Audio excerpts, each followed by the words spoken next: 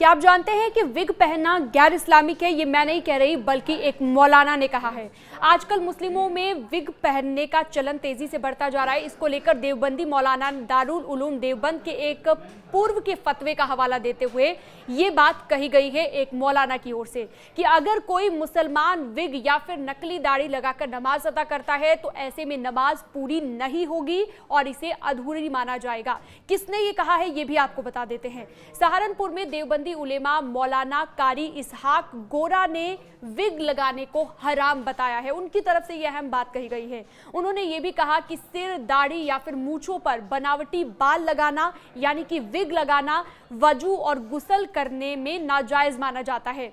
अगर कोई व्यक्ति ऐसा करता है, विग लगाता है, नकली दाढ़ी लगाता है और नमाज अदा करता है तो ऐसे में नमाज आपकी अधूरी मानी जाएगी। ये उन मौलाना की ओर से कहा गया।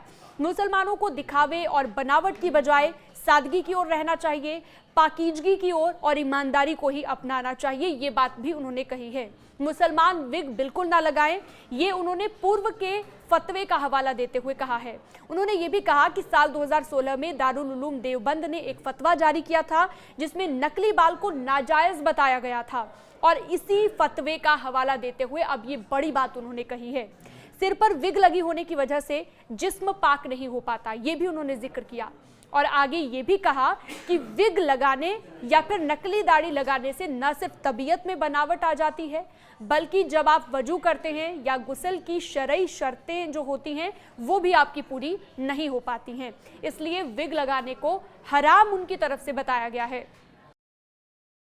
आजकल देखा जा रहा है कि हमारे मुआशरे में मसनूई बाल यानी विग का बहुत ट्रेंड चल रहा है और देखा जा रहा है कि लोगों में इसको लेकर तरह तरह की कंफ्यूजन है कि ये शरीयत के हिसाब से जायज़ है या नाजायज़ है।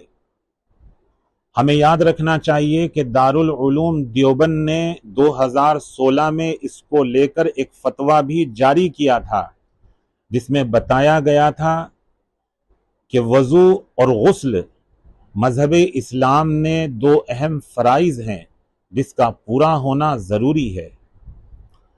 विग लगाने के बाद जो हमारी त्वचा है उस तक पानी नहीं पहुंचता, इसीलिए दारुल उलूम देवबंद ने विग से परहेज़ करने के लिए कहा था।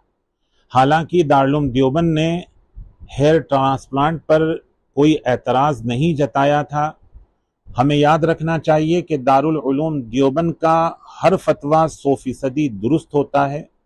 हमें उस पर अमल करने की ज़रूरत है और हमें दुआ भी करनी चाहिए कि अल्लाह तबारक व तआला हमें दीन की सही समझ और उस पर अमल करने की तौफीक अता फरमाए। आमीन।